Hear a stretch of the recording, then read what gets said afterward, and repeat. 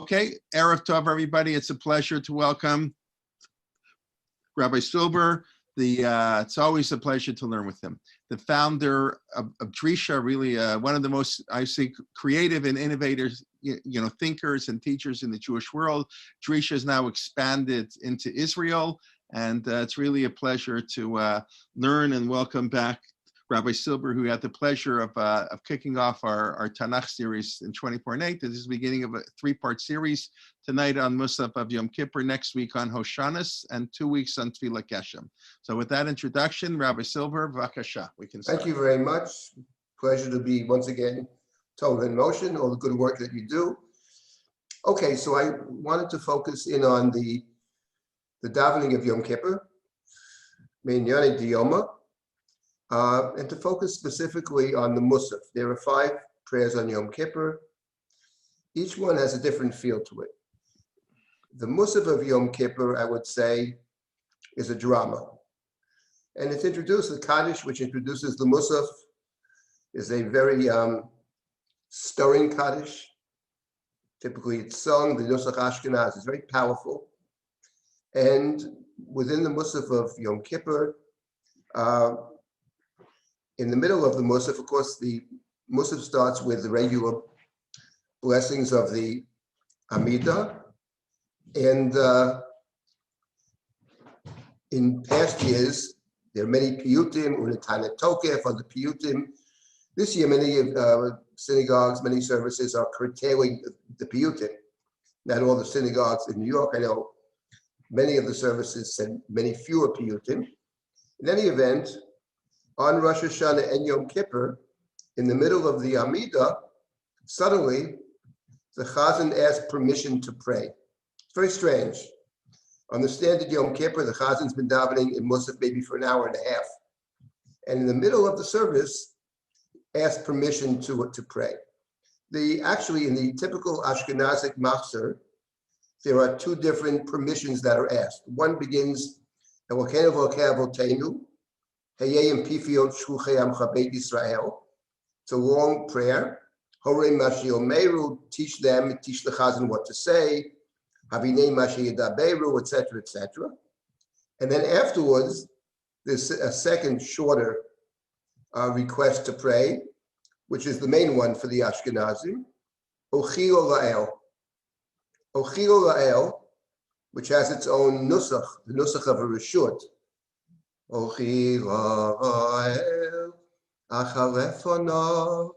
That's the nusach of the request to pray. Eshalom imenu, maneh roshon. That's the request. So the request, Ochil La'el, ends with the verses Hashem Svatai Tiftachu Fi Agiti Latecha. The Chazan is asking permission to pray. On Rosh Hashanah, the Chazan says Ochil La'el before the blessings of Malchiot, Zichronot, and Shofarot, the 3 main blessings of Rosh Hashanah. The Malchiot begin on Rosh Hashanah with the second paragraph of the Oleinu.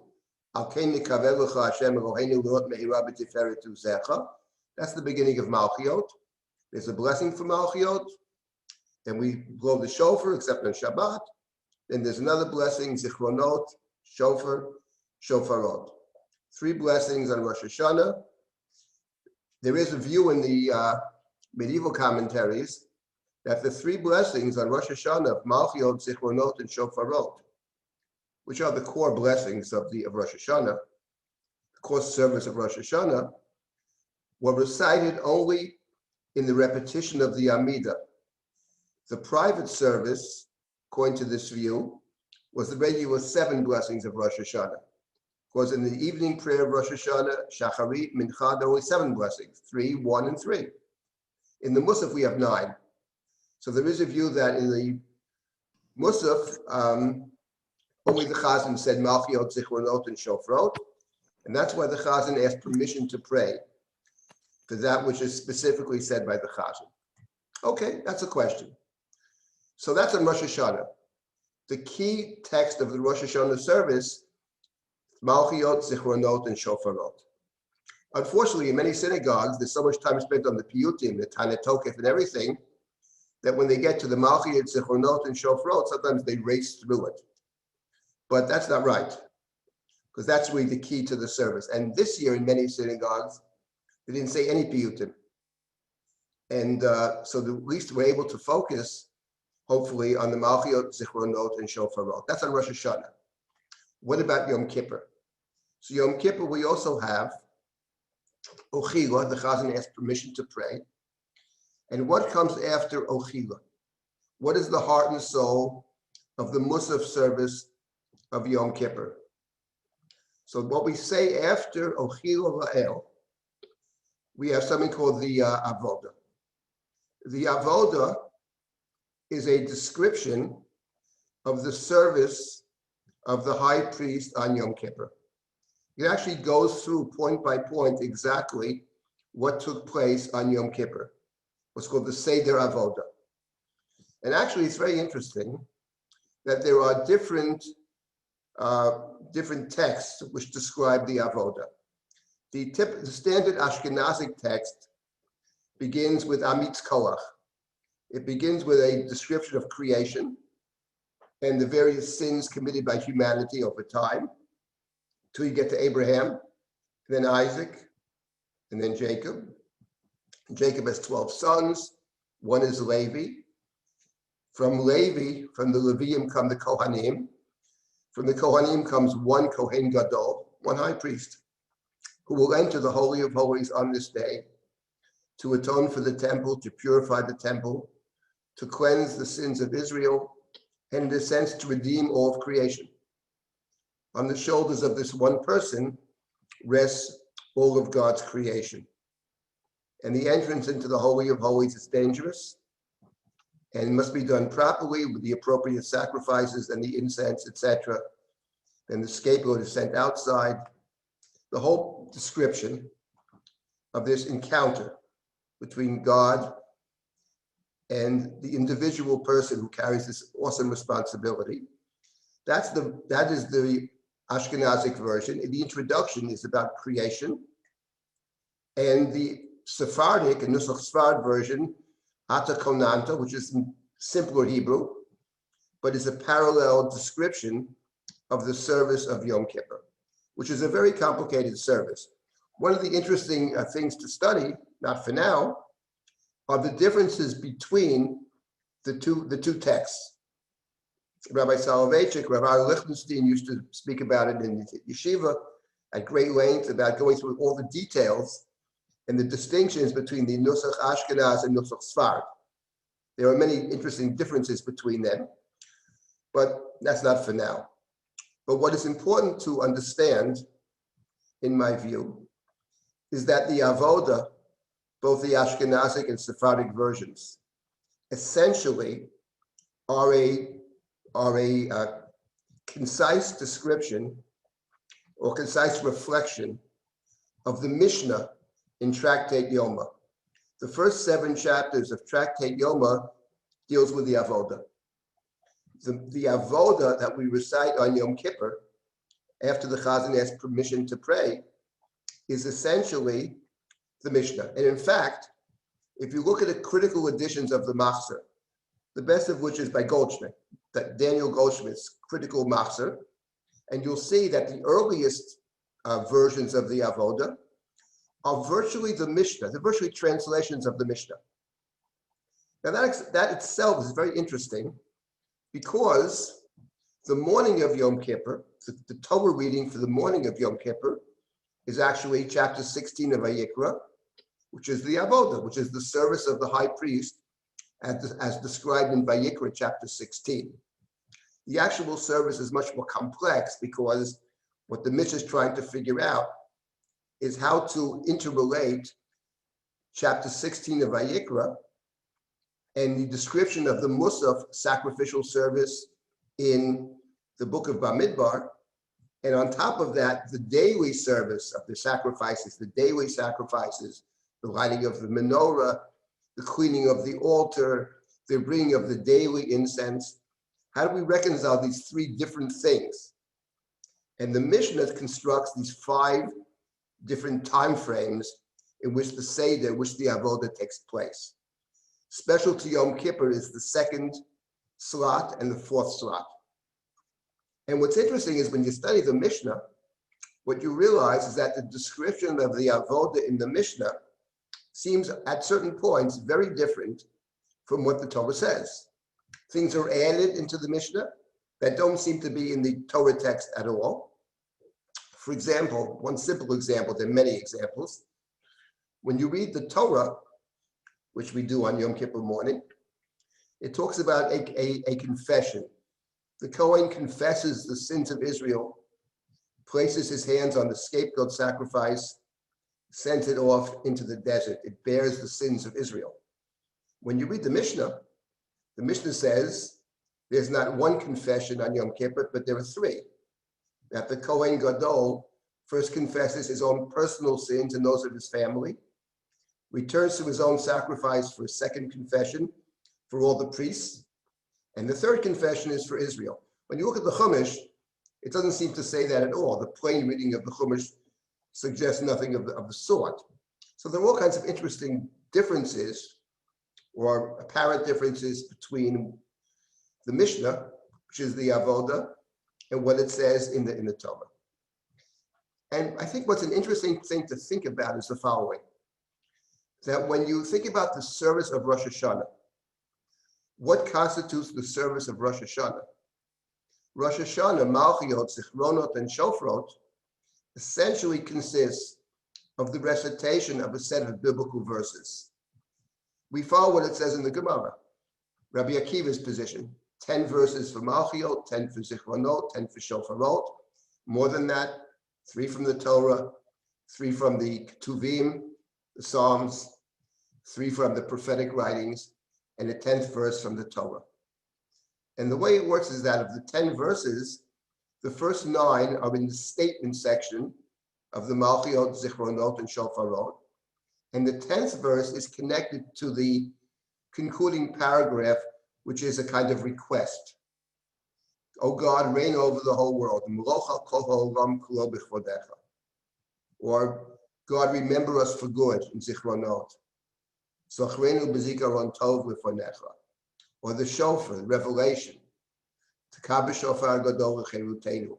And either inside that request or just preceding it is the 10th verse from the Torah. So Rosh Hashanah, essentially, we read verses from the Bible.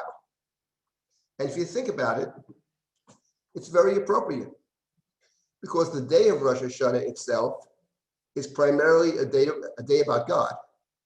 It's a day in which we declare God as king. We crown God as king.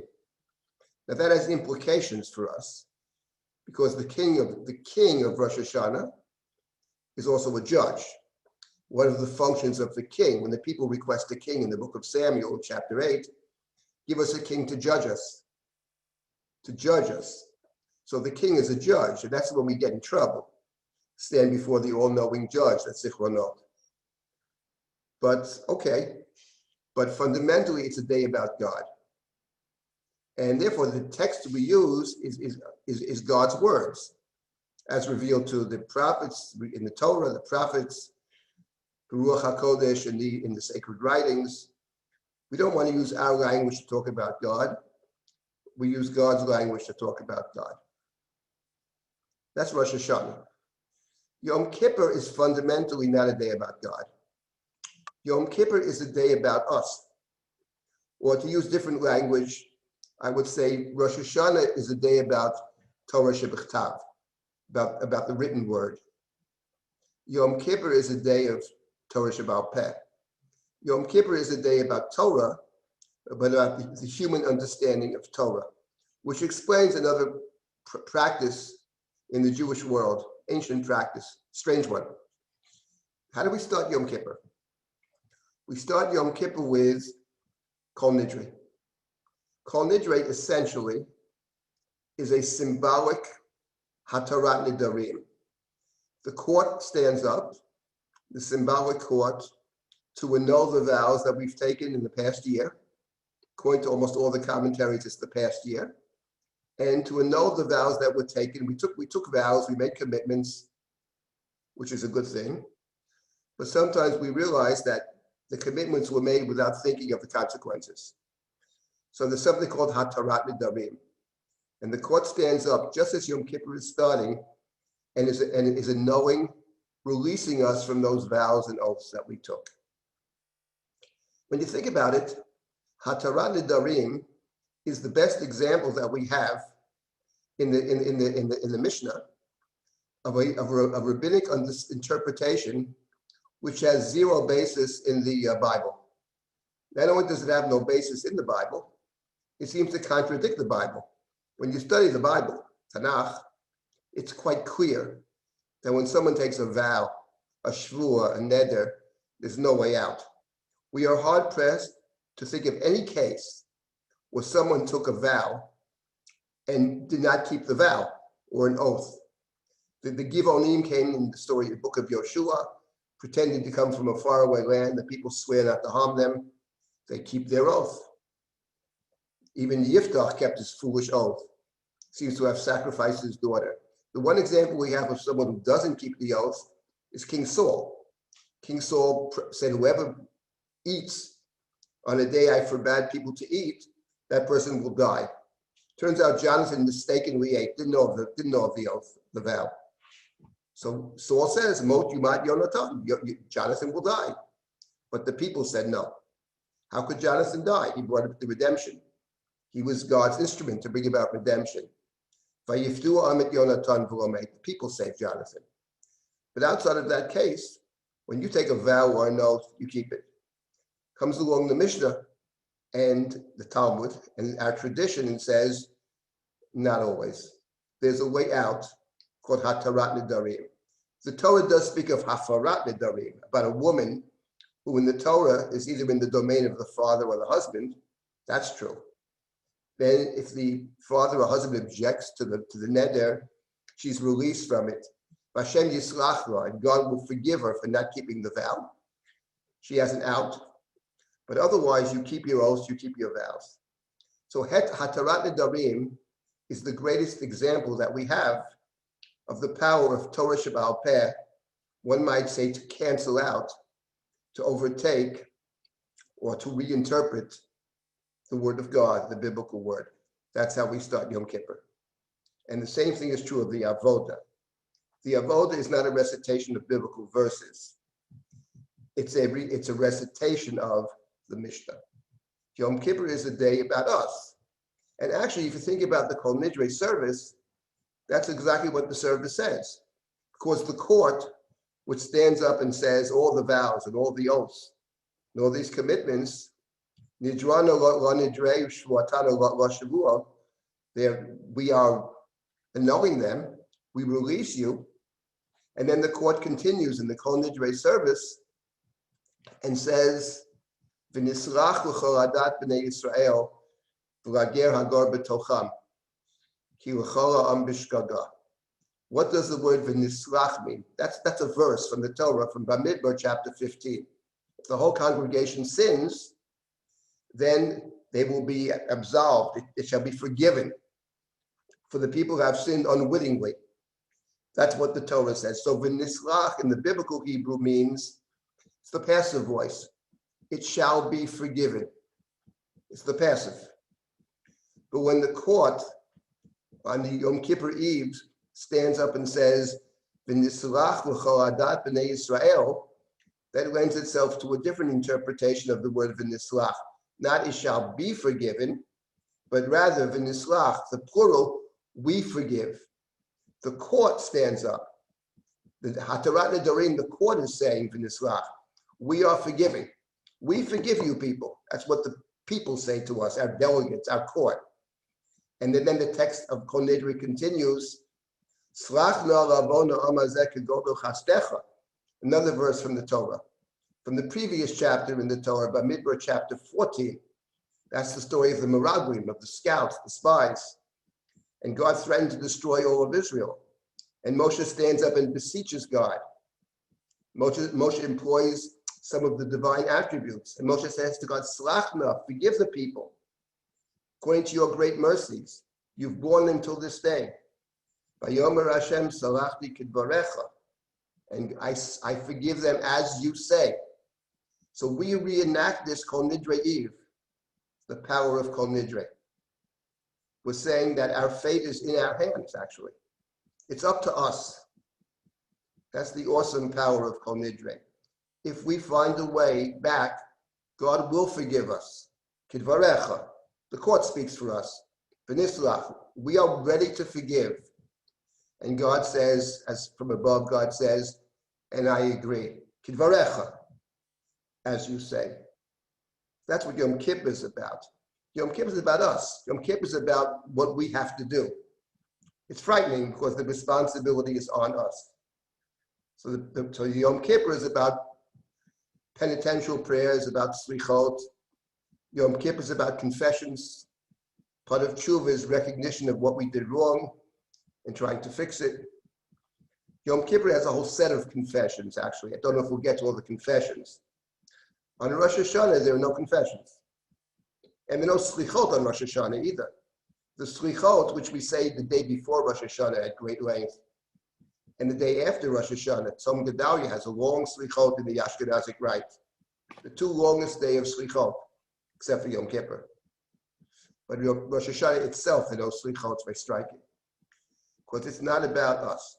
And if you think about this, I'll just say that Yom Kippur is actually a very easy day to understand. Maybe not be easy to fully engage in Yom Kippur, but to understand is very simple.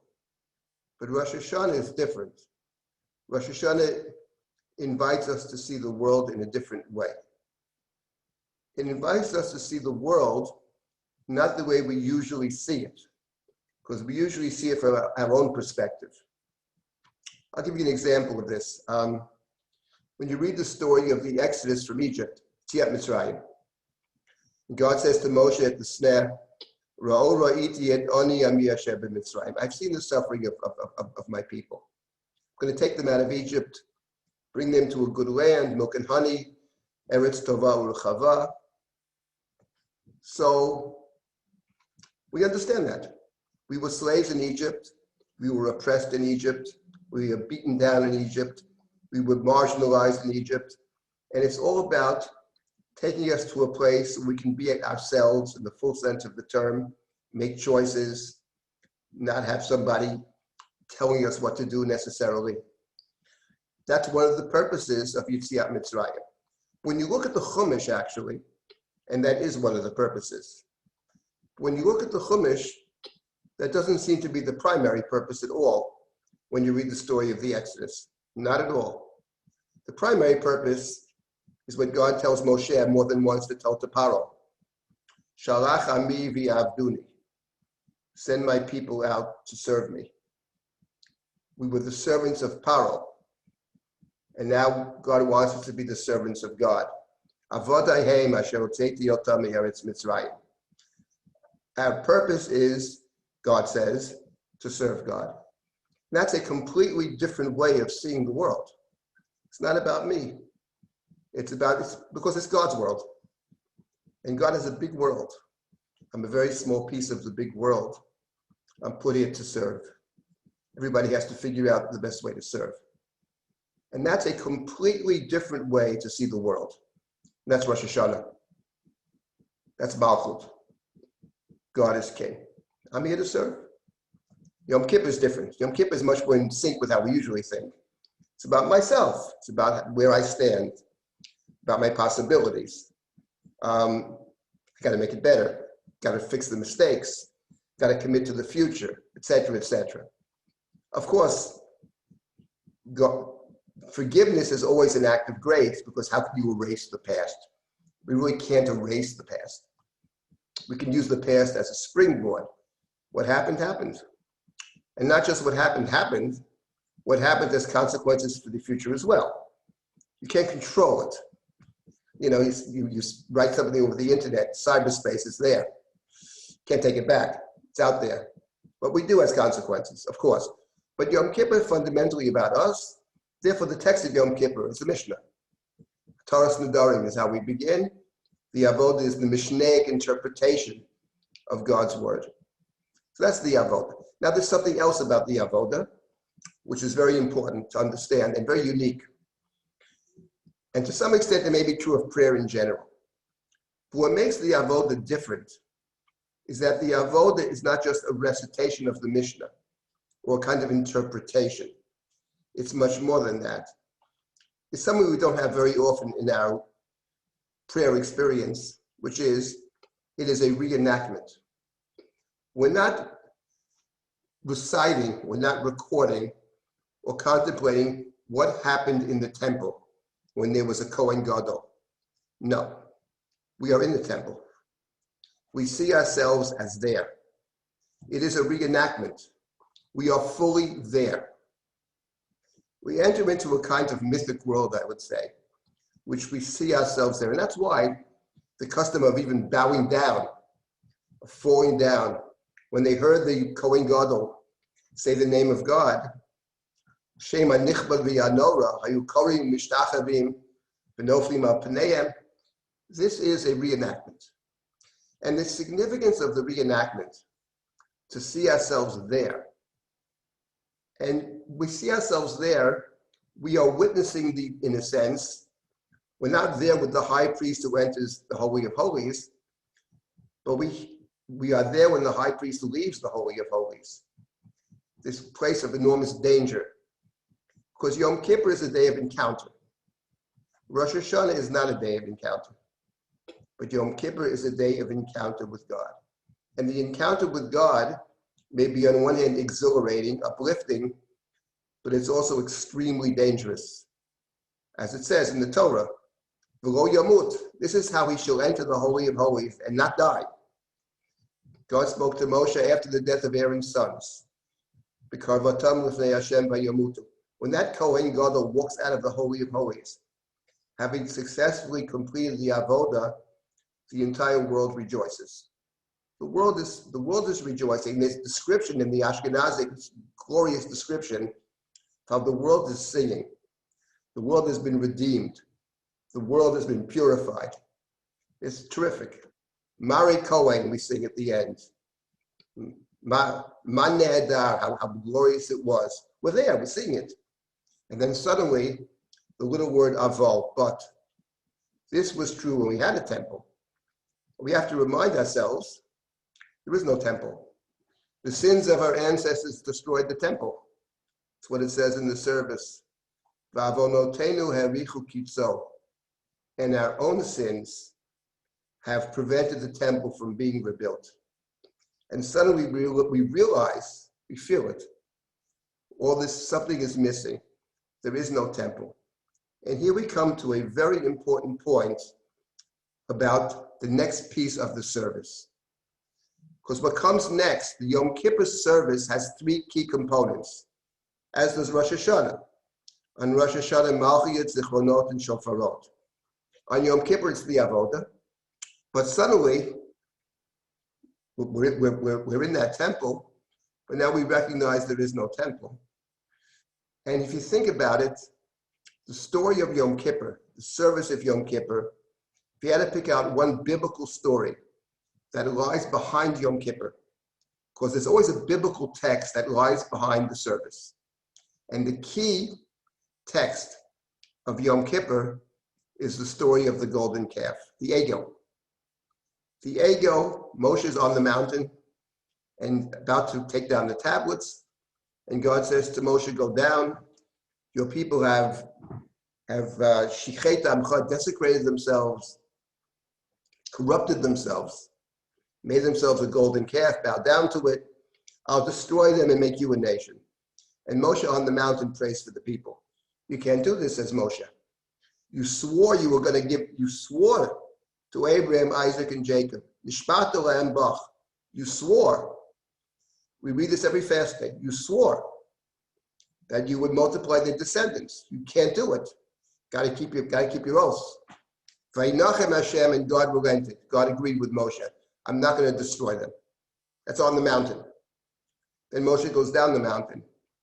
He sees the people dancing around the golden calf. He gets angry. He breaks the tablets. Civil war. Finally, those that made the golden calf are killed. And now God speaks to Moshe in the next chapter, chapter 33.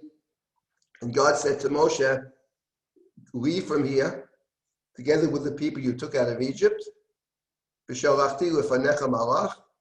I'll send an angel with you. The angel will chase out the inhabitants, the Canaanites, from the land and bring you to the land of milk and honey, chapter 33. But I can't go with you. Why not? Because you're a stiff-necked people. Lest I destroy you along the way. That's what it says. When the people heard this news, they mourned, and they took off their jewelry. That's what the Torah says in chapter 33 of Sefer Shemot. So what does it mean I can't go with you? I'm not going to go with you. I'll send my angel. You get the land, milk and honey, all good. I can't go with you. What does it mean I can't go with you? So what it means on the simplest, most basic level is there shall be no temple. There'll be no Mishkan. Moshe had come down the mountain with the instructions to build the Mishkan. When Moshe sees dancing around the golden calf, he breaks the tablets, smashes the tablets. And when Moshe smashes the tablets, and the tablets are the work of God, says the Torah, and the writing was the writing of God engraved on the tablets. When Moshe breaks those tablets, the Mishkan cannot be built. Because the Mishkan is built by human beings, talented human beings, the men and women that built the Mishkan, the Chachamot, the Chachamim, B'Tzalel is the head of it, Aliyah, they can build everything, except for one thing. They can't build the tablets, and the tablets are key. The tablets are placed in the ark, and the ark is the key vessel of the Mishkan. It's the place from which God speaks. So when Moshe broke those tablets, actually, he makes it impossible to build the Mishkan. So God can't dwell with the people, except if God will give us a second set of tablets. And God does not seem to be in any mood to give us a second set of tablets. So you can have everything without the temple. The response of the people, the people mourned. They could have said, look, you can't get everything in life, Got most of what we want. We got a land. We got, great. It's great. What's so bad? No. I'm not going with you, and the people mourn. And Moshe steps in then and attempts to reconcile both sides, to bring God back into the camp.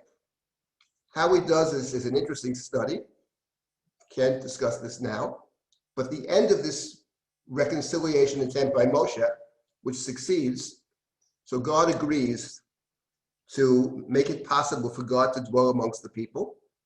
And God says to Moshe, I will place you in the cleft of the rock, Nikrat Hatzur. And it says Moshe is in the cleft of the rock. Vayavor Hashem al panav vayikra.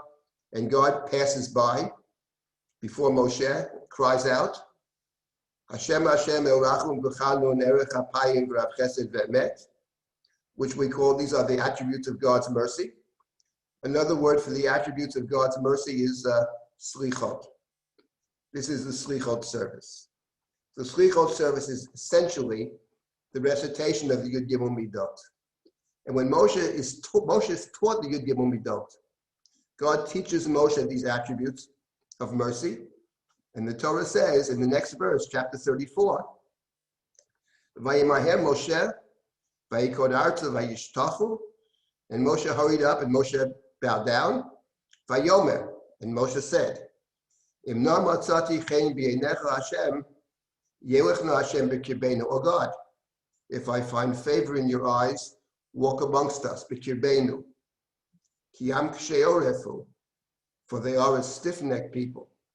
V'sorachta l'avonenu u'lechatotenu u'nchaltanu, and you will forgive us, take us as your inheritance, and you will forgive us. And what's interesting here is that actually the reason that God cannot dwell amongst the people, as God stated in the beginning of chapter 33, the reason that God cannot dwell amongst the people, God said to Moshe, I'm going to send the angel, Ki lo ele b'kirbecha, I can't go in your midst, Ki am kshei oref ata, for you are a stiff-necked people. lest I consume you on the way. That's the reason God can't go. And now in chapter 34, when God reveals to Moshe the attributes of God's mercy, Yud Gimel Midot, Moshe hurries up and bows down and says, God, walk amongst us. We need you. Ki am kshei orefu, for they are a stiff-necked people, and you will forgive us. But being stiff-necked was the reason that God cannot walk amongst us. How are we to understand then what Moshe says, Ki am kshei orefu? The Ibn Ezra actually was sensitive to the problem, and Ibn Ezra said that the word ki doesn't mean because, but it means despite. Sometimes in biblical Hebrew, ki has several meanings. One of them is despite the fact. So Moshe says, despite the fact of the danger of coming with us, despite the fact, walk amongst us anyway.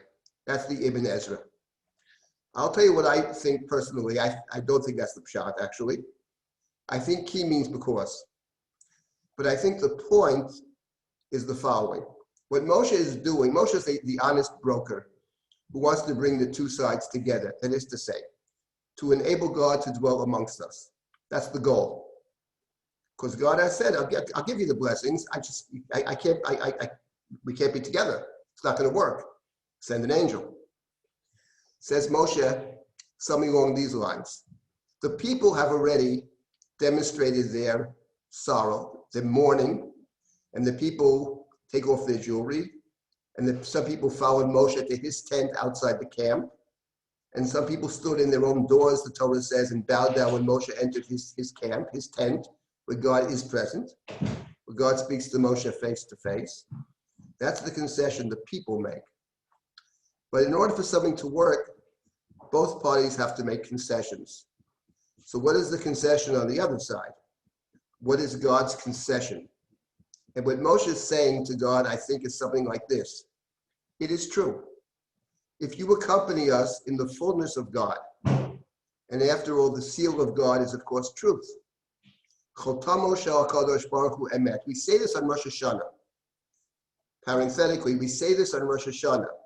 In the second blessing of Zichronot, which is, to my mind, the key blessing of Rosh Hashanah. The day is called Yom HaZikaron. And we ask God in the request, God, the same way Abraham overcame his basic nature of kindness to do your will, so too you should implore your mercies and overtake your anger and have pity on us and remember us kindly and for good. Because Abraham overcame his basic nature, which is to be kind. It's about chesed. God's basic nature is truth, integrity. But God employs kindnesses. So overcome your basic nature. Employ kindness, employ your kindness even in judgment and look upon us favorably. And when Moshe says to God in the Chumash, I think the plain reading of the Chumash is, if you travel with us in the full aspects of God, it's hopeless. Because people are sinful. We all know. We make all kinds of commitments, and most of them we don't keep very long. That's just the reality. Things happen. So if you accompany us in the fullness of God, that's not going to work. But if you accompany us in one aspect of God, if being with us means being with us in the aspect of the merciful God, of the Rachum V'Chanun, that's another story. Not only is it possible to dwell with us, then the temple becomes the vehicle for enabling us to be atoned for. The Mishkan becomes the vehicle of atonement, which is why on Yom Kippur, by the way, in the Avodah that we read both in the Torah reading in the morning and the Avodah, the Mishnah, the Kohen Gadol is atoning for the sins of Israel, but the primary atonement as described in the Torah is V'chiper HaKodesh. The Kohen is atoning for the temple or purifying the temple, because the temple is the vehicle through which Israel's sins can be atoned for. That's what Moshe is saying. Moshe says, accompany us in the aspect of Hashem, Hashem, El Rachum V'Chanun. It's actually very interesting to note that amongst the attributes, Hashem, Hashem, El Rachum V'Chanun, Erech HaPayim V'Rav Chesed V'Emet, so we do mention truth. one of the attributes. It's not the first one. The first is Rachum V'Chanun, but also Emet. Truth is also there. But in my view, I believe that at least in the initial encounter with Yud Gimel Midot, Emet doesn't mean truth. Rav Chesed Ve'emet means abundance of Chesed Ve'emet. Chesed Ve'emet doesn't mean grace or kindness and truth. It means true kindness. In fact, when you look at the book of Breshit and you see the word Chesed and Emet, it never means truth.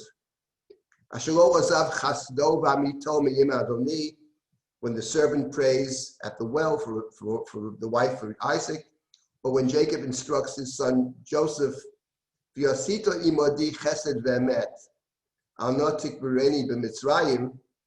doesn't mean kindness and truth. He means true kindness. That the chesed shel emes we have is the expression for the Chevra Kadisha.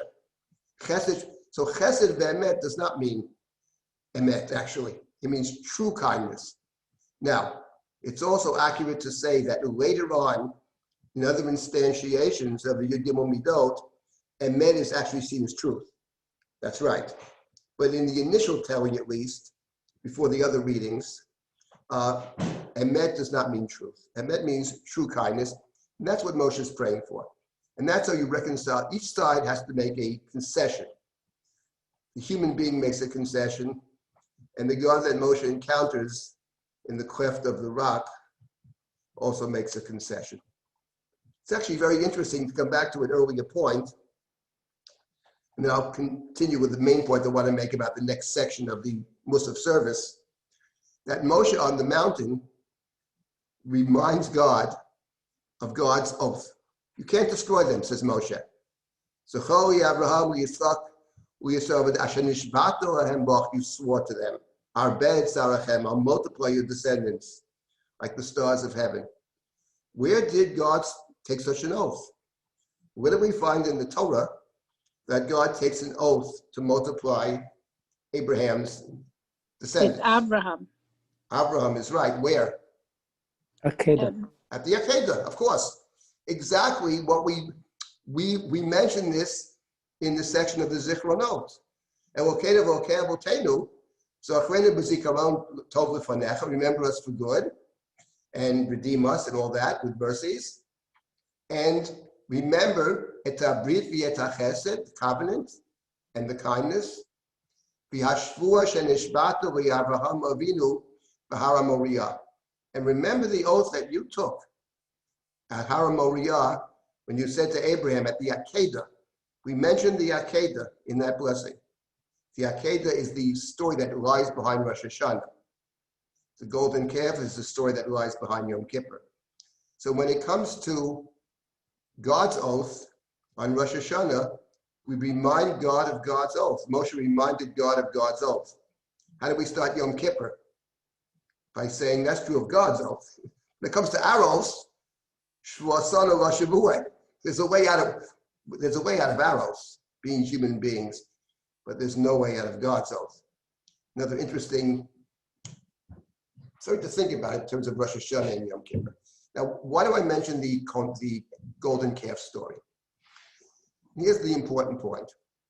Because what lies behind the Yud Gimel Midot, the issue in the Torah, in the story of the golden calf story we encounter in the book of Exodus, in Sefer Shemot. The golden calf story in Devarim is different. But the golden calf story in Exodus is not about survival. It's not whether the Jewish people will exist or not, because God promises on the mountain to Moshe, Vayinachem Hashem, God agrees with Moshe. You can't destroy them. You made promises, keep your word. So it's not about living and dying. It's about something else. The nature of the relationship. God is with us, God is a presence or not, or God is distant. That's the issue. That's what Moshe wants.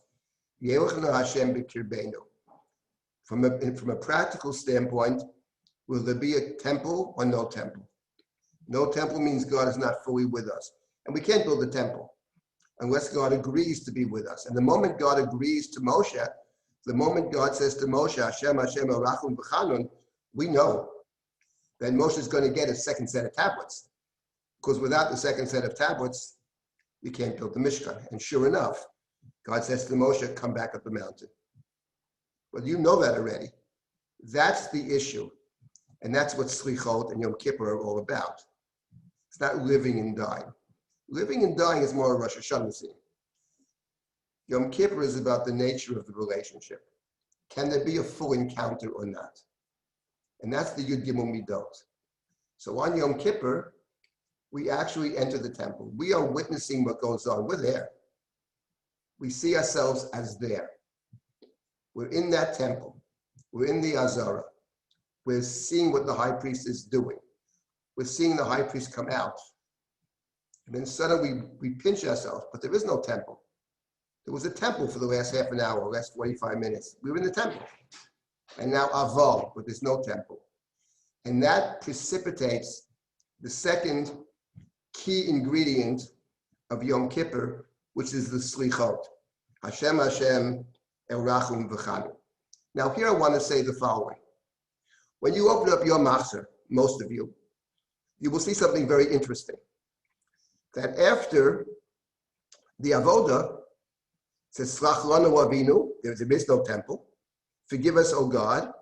And then, whatever is there, maybe the story of the 10 martyrs, Sarah Rugi Malchut, and then you jump right away, Zechor Rachamecha Hashem, Shma Kolenu.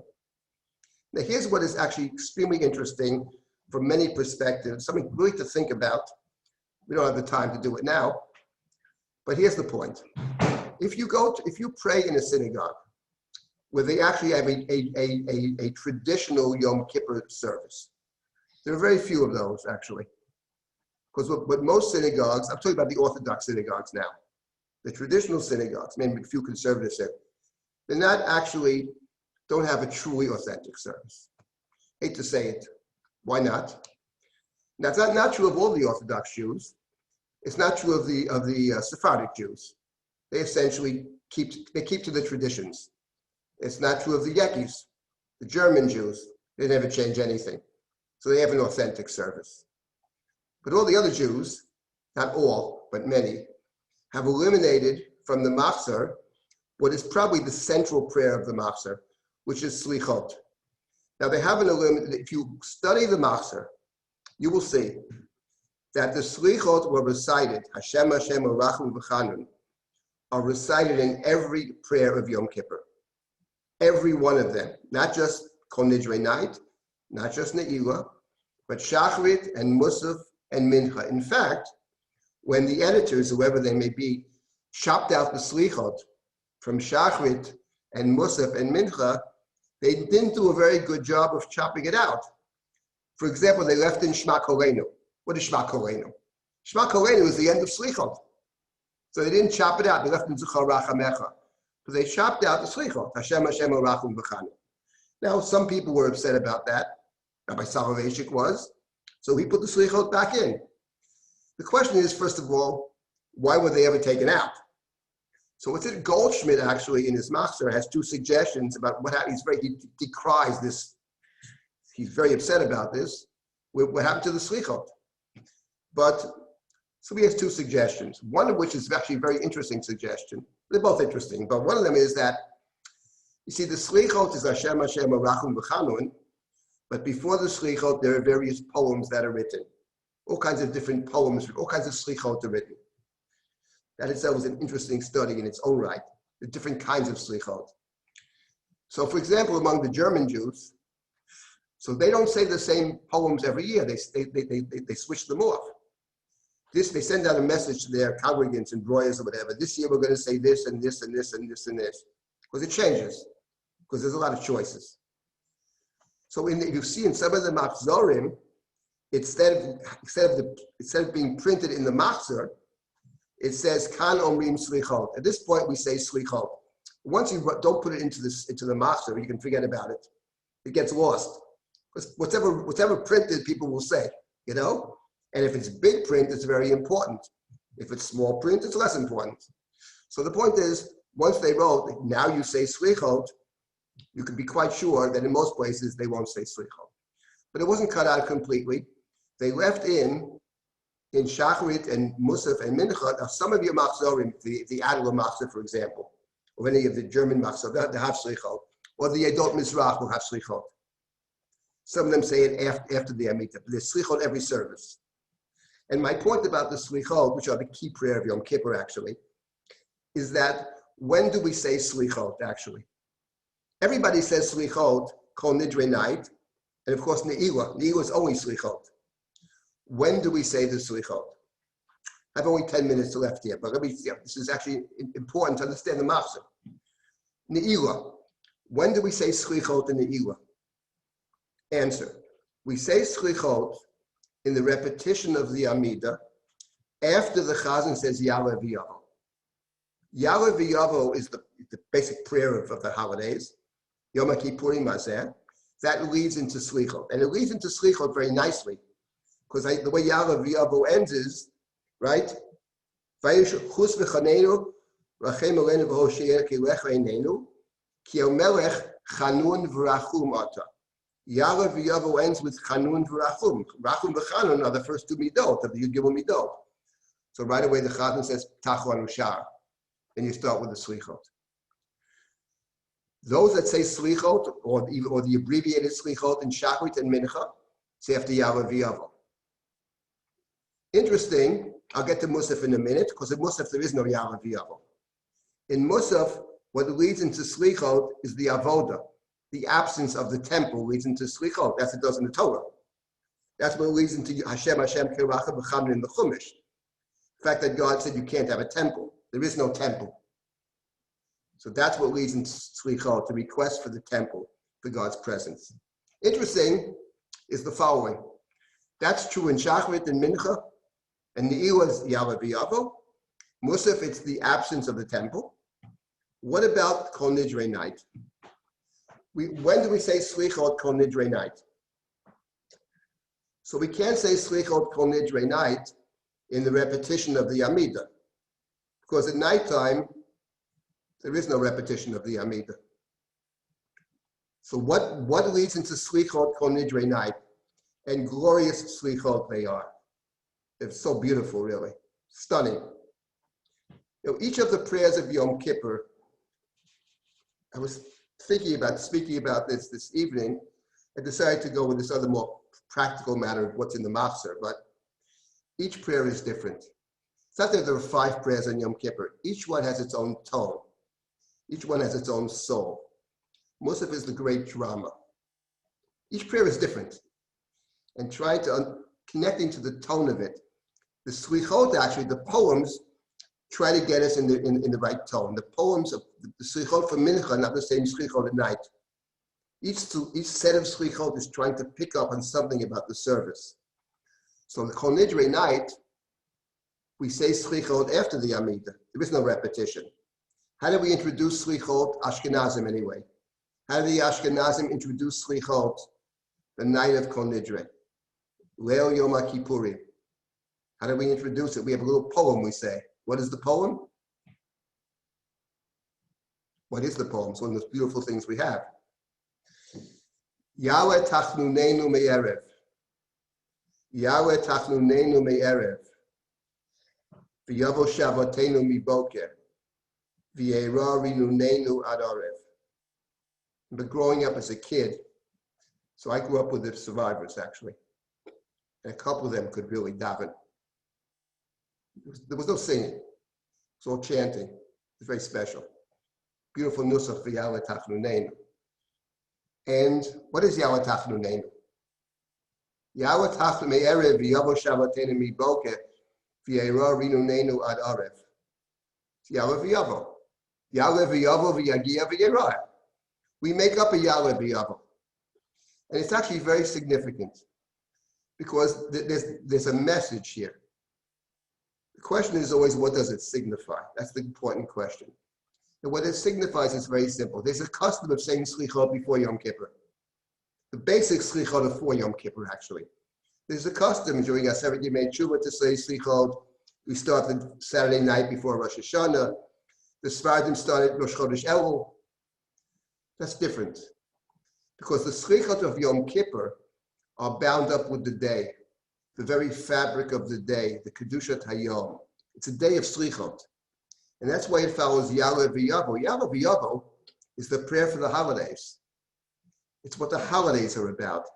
It's special to the holidays. It's very interesting, by the way, that Ya'aleh V'Yavo, when the festival falls on Shabbat, for example, this year, Rosh Hashanah, first day was Shabbos. You always mention Shabbat. Baruch atah Hashem, Mekadesh HaShabbat, Yisrael v'Yom HaZikaron, whatever.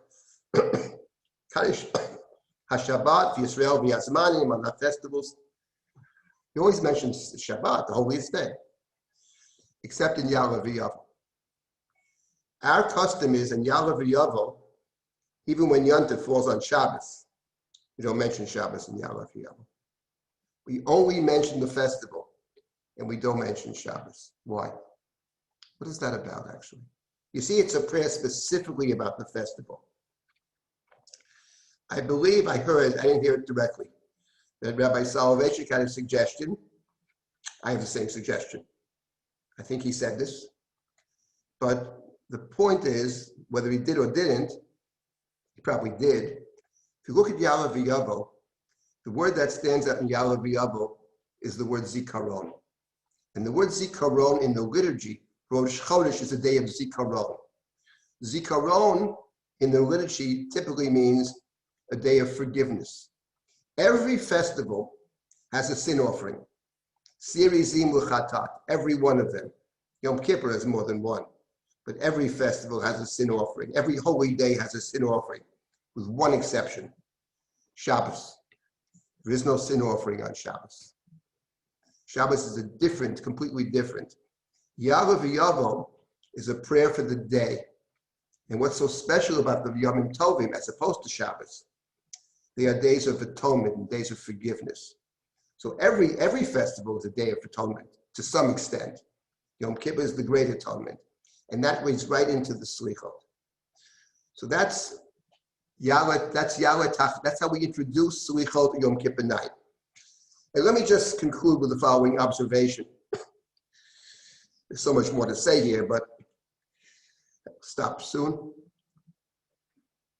Yahweh Tachnunenu. That's how we start Yom Kippur. You know, it's Yahweh Tachnunenu me'erev.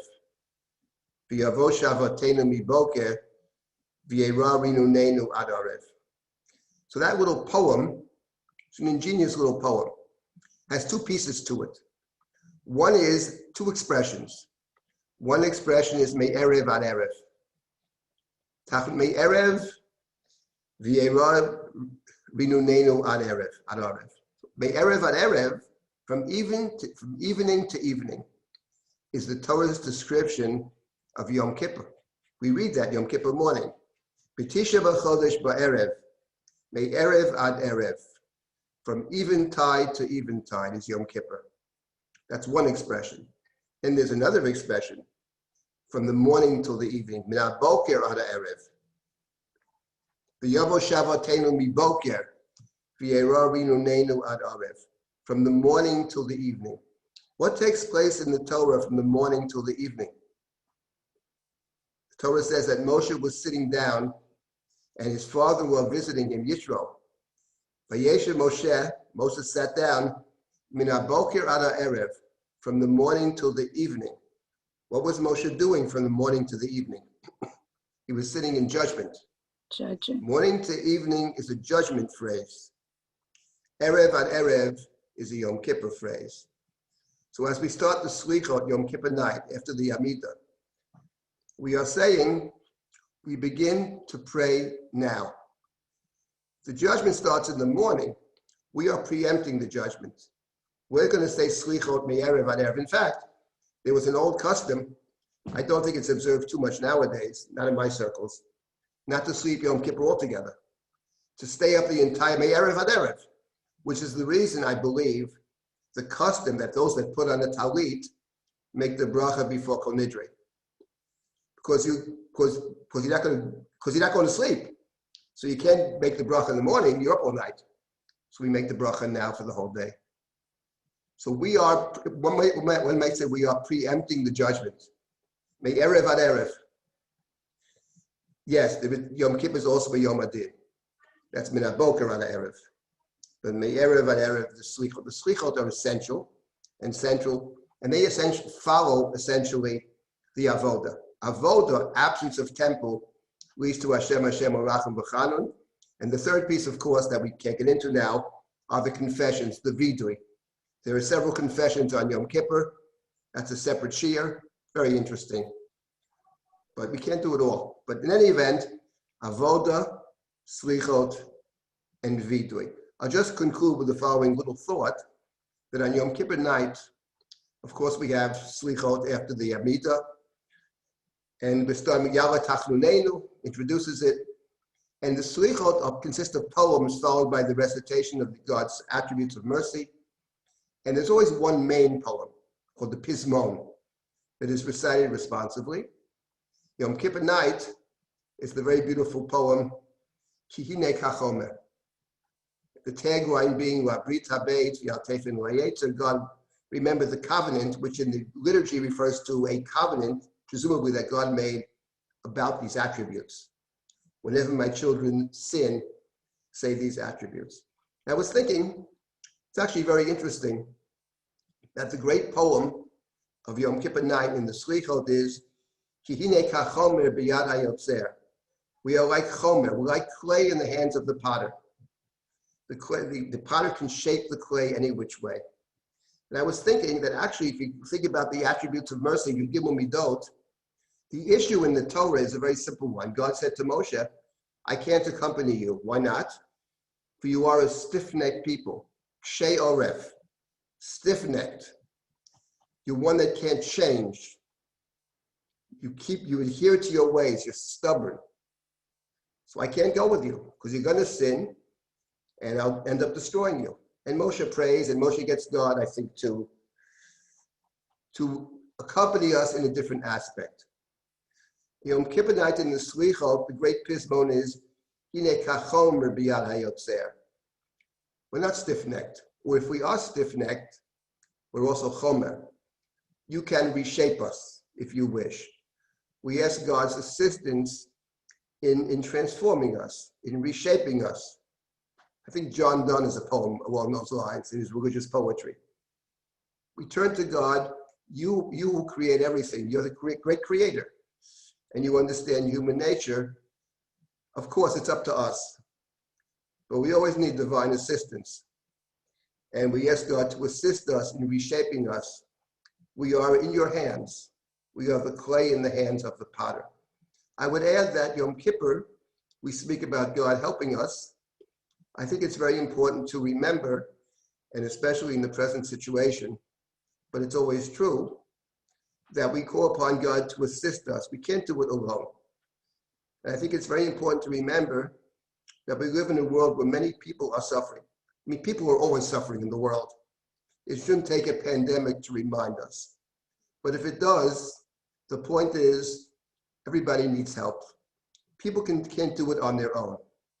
So I think it's a year that we should, among other things, be thinking about, and many people have been heroic during this time, I would add, and thinking about what we can do, each of us and as communities, to assist others in pain. It's a global pandemic. We are vulnerable human beings. So on the day of Yom Kippur, when we think about our own vulnerabilities, and we understand that repentance is up to us, but it's also an act of grace. And we call upon God to reshape us and to help us. I think it's a day that reminds us of our own responsibilities to help others in need, to help them move on a path that works for them in terms of their ability to live a life of dignity and to assist others as well, to pay it forward. Wish everybody Gemar Chatima Tova. If anybody has any comments now, I can take them briefly. And thanks again to Torah in Motion and to Rabbi J. Kelman. Thank you very much for a fascinating share. There are a couple comments, not too many on the chat box. You want to take a look, or I can just tell me. Yeah, basically about the Mishkan and the relationship, how the Mishkan is a result of the Cheder Egel. Well, I guess the one question is, There's no indication when Moshe was coming down from Har Sinai that he was going to have instruction to build the Mishkan, which makes sense, of course, if you assume the Chet Egel is the cause for the Mishkan. If you Well, want no, I to, think when Moshe comes down the mountain, I think he does have the instructions, he does have the tablets. He could theoretically, and he doesn't actually know he knows the people have sinned. I think what's interesting what causes Moshe to break the tablets, this itself is very striking, because God already told him. They built a golden calf, they bowed down to it, they worshipped it, they said, these are the gods that took you out of Egypt. He knows all that. What I think is what actually is the cause of breaking the tablets, the way the Torah describes it, he sees them dancing. He sees the enthusiasm. Ego umecholot. That he didn't know. He knew they sinned. But when he sees the degree of engagement, it says they got up early in the morning. How many of us get up early in the morning and dance to the synagogue? You know what I mean? He sees the engagement and he realizes that allowing them to have a temple would be a terrible mistake, because they would probably believe that God is with them. And Moshe taught us at that moment a great teaching, a very important teaching. The Torah itself can become an idol. That's what Moshe taught us. He broke those tablets, because if I give them the tablets, the lucha, God's work, they will mistake. They'll believe that God is in truth with them, but God being with them is not about a building. The building is a reflection of the divine possibilities. If you're dancing around the golden calf. But I think when he came down that mountain, there's no intimation in the Torah that Moshe thinks you can't build a temple. What angers him, and he breaks the tablets in anger, is when he sees the enthusiasm, the dancing, and he realizes he has a lot of work ahead of himself. And then there's a civil war, etc. At the end of it, at least the book of Exodus has a happy ending, where the Egel is, where the Mishkan is built, and there's a second set of tablets and the second Torah. And by the way, our tradition says, when did Moshe get the second tablets? When do we get the real Torah that lasts? The first one doesn't last. The real Torah, what's our tradition say? Yom Kippur. Yom Kippur is the day of Matan Torah. That's the day. Some of the piyutim reflect that, by the way. That Yom Kippur is the day we really got the Torah. Of course, it's about who we really are. Not a perfect people that stand. That's not us. We are flawed. We are broken. And only a broken people can get the authentic Torah. So that's